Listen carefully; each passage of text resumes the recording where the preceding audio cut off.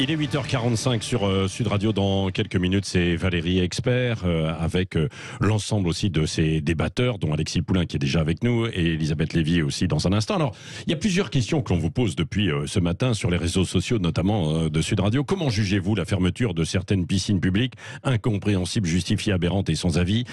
Incompréhensible pour beaucoup, aberrant aussi. On avait tout à l'heure un responsable de la métropole à Limoges qui nous a dit quand même qu'il a eu ils ont été prévenus vendredi soir sur les coups de 22h que la piscine allait fermer, et c'est le cas partout. Certes, il y a et sans pouvoir discuter, sans pouvoir trouver une solution et se mettre autour de la table. Je sais qu'ils ont des discussions ce matin un peu partout. C'est quand même assez étonnant ce qui se passe. Et puis il y a cette affaire aussi du PSG avec le char à voile. C'est parti de la SNCF qui a dit vous pourriez prendre le train. Oui, sauf que les trains, on sait que c'est pas non plus toujours à l'heure et ça ne fonctionne pas en permanence, même si on pourrait les adapter. Mais ça, c'est autre chose.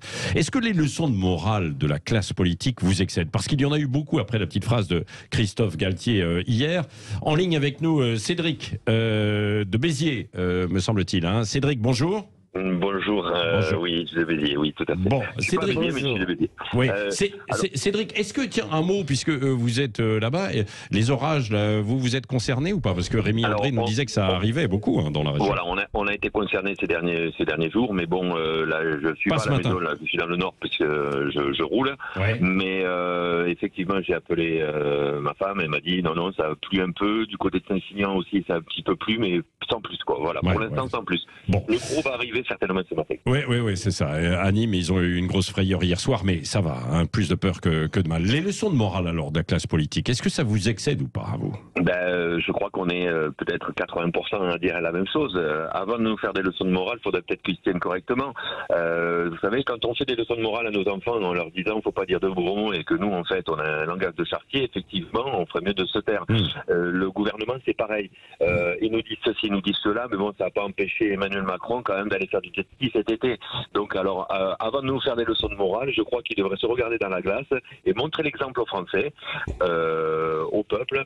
Un truc qui m'excède, c'est entendre toute la classe politique dire que les Français, comme si qu'eux, ils n'étaient pas Français. Ça aussi, il faudrait peut-être qu'ils se mettent en dit nos compatriotes, ça peut-être pas plus mal. Quelque part, voilà. Et à côté de ça, oui, bon, tout le monde va essayer de mettre la main à la pâte, mais on se retrouve dans une situation. Ça, vous êtes d'accord? Ça, vous êtes d'accord pour ça, vous, Cédric, aussi? Ah non, je suis pas d'accord. Je suis pas d'accord parce qu'en fait, le problème, c'est qu'en fait, on veut faire des sanctions à la Russie et c'est toute l'Europe qui en subit les conséquences. Il faut arrêter les bêtises. C'est-à-dire qu'en fait, la Russie a trouvé un filon, il revend le pétrole à moindre coût à l'Inde, qui l'Inde nous le revend à nous. Alors en fait, finalement, achetons-le au moins cher. Soyons pas stupides. On veut aller faire des courses à Auchan ou à Intermarché ou à Carrefour. Ben non, on va aller ou à Lidl ou à un autre truc qui parce que c'est moins cher. Là, c'est pareil. Prenons le prix, prenons là où c'est moins cher. Arrêtons de faire des sanctions. Il n'y en a pas de sanctions. Il y a 0 sanction. Et ça commence à devenir gavant. Vraiment gavant. Alors, oui, c'est vrai. Alors, il y a en toile de fond, c'est vrai, il y a en toile de fond donc ce conflit. Mais quoi qu'il en soit, indépendamment du conflit, il y aurait déjà eu des tensions parce qu'il y en avait sur les matières premières après le Covid, où il y avait une reprise mondiale terrible. Et il faut voir. C'était Alexis Poulain, Elisabeth Lévy. Merci Cédric, vous restez avec nous. Hein, merci Cédric. C'était le contenu de mon édito ce matin, en fait. Oui. La hausse de l'énergie, elle date d'avant la guerre d'Ukraine. Et aujourd'hui, on voit que cette crise de l'énergie casse une crise financière. C'est des milliards qui sont injectés aujourd'hui dans les énergéticiens européens parce qu'ils sont en banqueroute. Parce que le marché européen de l'énergie a fait que le prix de l'énergie n'a plus rien à voir avec son prix de production. Et qu'on est dans un système qui est en train de mettre à genoux l'économie européenne et pas l'économie russe. Et les sanctions n'ont fait qu'aggraver on a vu même qu'il y avait eu un excédent des Russes. Vous avez donné ce chiffre ce matin. 158 milliards d'euros qui ont été engrangés par la Russie en vente d'hydrocarbures depuis le début de la guerre. Alors l'Inde va un peu moins acheter parce que les Américains sont allés les voir en disant attention, mais oui, non, mais ça reste que de toute façon, bien sûr, mais quand même. Les Turcs vont pouvoir revendre, les Chinois. Il y avait un exercice militaire conjoint Russe-Chine ces jours-ci. Enfin, on voit bien que tout est en train de se mettre en place et que n'en déplaise à Bruno Le Maire, les sanctions nous sanctionnent. Et pas seulement la Russie. Elisabeth Lévy. Oui, là-dessus, je suis d'accord, mais il me semble que derrière l'affaire du char à voile, c'est pas seulement... Alors l'écologie, si vous voulez, c'est ce que j'ai dit aussi, c'est que ça fonctionne maintenant comme un processus totalitaire. C'est-à-dire d'abord, je rappelle juste que la France, en termes d'émissions carbonées, puisqu'il s'agit, on nous parle de changement climatique, là, est vraiment...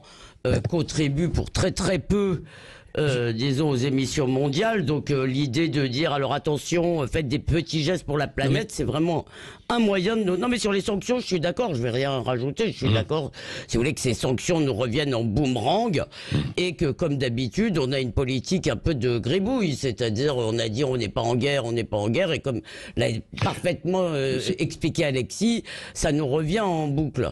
Mais moi, ce qui me frappe dans la polémique actuelle, c'est pas tant l'écologie que l'humour. Si vous voulez, qu'on puisse pas... C'est qu'une blague, si vous voulez, déclenche des mines outragées, comment ils prennent le train, les salauds, ils prennent l'avion, les salauds. Je trouve ça... Alexis, effrayant, juste un mot. Un mot. Quand j'ai entendu dans le journal, juste avant ma chronique... À 8h, l'autocritique de Fabien Galtier, je me suis dit... Christophe Galtier, pardon. Je me suis dit, on est dans le monde de Kundera. Voilà, ça y est. On y est. Et ça me terrifie. Je suis complètement d'accord. Je crois qu'il y a un truc terrible, et j'espère que les écologistes vont le comprendre, que ce mode d'action, systématiquement, de Torquemada, d'inquisition espagnole, de montrer du doigt en disant c'est insupportable, vous devez être au pilori, vous devez vous excuser, ça commence à... excusez-moi du terme, emmerder tout le monde. L'écologie, c'est pas que de la contrainte, c'est maintenant, on a les rapports du GIEC qui s'accumulent depuis 50 ans, on a maintenant les scientifiques qui sont d'accord, on a un consensus, on a des politiques qui maintenant prennent l'ampleur de la tâche, des gens aussi, des Français qui savent très bien ce qu'ils ont à faire. On a le droit encore de faire des blagues, on a le droit encore de faire des barbecues, on a le droit encore de dire que oui, d'accord, il y a le changement climatique, mais on peut pas tout changer du jour au lendemain. Et puis quand on a des politiques aussi stupides, prêts à fermer du nucléaire sans avoir un plan B, vous demandez de transformer votre voiture thermique en voiture électrique alors qu'on n'a pas les infrastructures, et que maintenant on apprend en Californie que les Californiens n'ont plus le droit de recharger leur voiture électrique, on marche sur la tête. Et je suis totalement d'accord, l'humour c'est extrêmement important, et les procès systématiques en écologisme, c'est juste insupportable. Même si, comme le dit Cathy par exemple, ça réagit beaucoup sur les réseaux sociaux à cette question que j'ai posée ce matin, donc justement, est-ce que c'est leçon de morale de la classe politique insupportable. Elle dit, Cathy, oui mais attention, moi je suis de la génération des années 60. J'ai vu et vécu la bifurcation et le gaspillage, du tout jeté, du plastique, de la surproduction, etc. Donc qu'on arrête aussi de nous faire la morale, parce que le système industriel agricole ne nous a pas donné le choix. Ça y est, c'est intégré, donc il faut passer à autre chose. Je pense que les écolos auraient intérêt à être davantage dans la blague que dans le procès systématique d'attention et la morale. Oui, c'est vrai. Mais bon, Elisabeth... Et puis il y a un aspect, si vous voulez, on va vous enquiquiner dans votre vie privée, on va vous surveiller, on va mettre des brigades de ceci et de cela, puis bientôt vos voisins vont vous dénoncer. Si vous avez vu en Suisse, comme le disait Lydia hier. Non mais on blague, et puis un jour, tout ça devient une réalité. Moi, ça va me dégoûter de l'écologie, si vous voulez. C'est ça l'affaire. Moi, je pense au contraire. Entendez-vous, c'est-à-dire que, regardez, écoutez vos réactions. C'est-à-dire, je dis, ça va me dégoûter de l'écologie, on dirait que j'ai dit que j'étais pour les camps nazis, franchement. Non, mais ça va. Eh ben oui, c'est en train de me dégoûter de l'écologie, que vous le vouliez ou pas. Et je continue à dire que j'ai le droit de le dire. Non mais, cette histoire, c'est nos libertés qui sont en jeu. Alors si c'est pour vivre dans une planète géniale, avec une humanité asservie, ça ne m'intéresse pas. Il faut quand même un peu la sauver, la planète.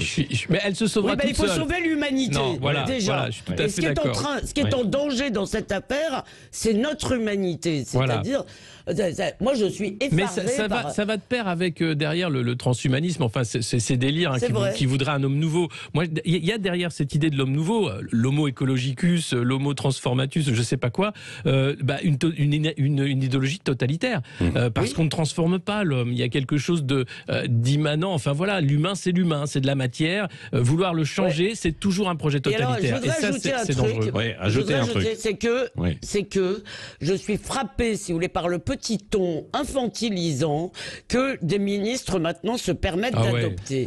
C'est-à-dire que vous parliez de la ministre des Sports, on en parlait hier, mais pas qu'elle. Je ne sais pas si j'ai lu tous ces tweets, toutes ces réactions de gens, mais allez, on va les mettre au piquet, puis vous allez vous excuser. Mais on est des adultes. Alors, en même temps, c'est vrai que... Non, mais c'est vrai. Et puis, alors, il y en a certains qui réagissent tout seuls, et puis d'autres aussi qui sont interrogés par les journalistes et bien que leur posent des questions.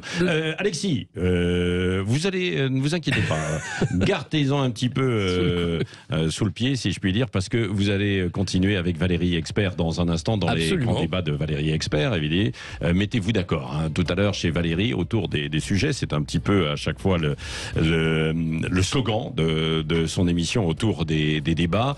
Et je sais par exemple que vous allez revenir sur cette histoire de sites pornographiques accessibles aux mineurs, aux ados. Il y a une bataille judiciaire qui se joue en ce moment, c'est particulièrement intéressant. Jean-Jacques Bourdin aussi, de 10h30 à 12h30, de 11h dans son grand débat, chômage en baisse, faut-il durcir l'accès aux allocations? Vous pouvez d'ores et déjà appeler, Manu vous attend, 0826 300 300, et puis des Berkoff évidemment sur le pont avant toutes les émissions cet après-midi. Brigitte Lahaye, Trina Magdine et les VV autour de notamment de Philippe David et Cécile de Minibus. Allez, ciao ciao.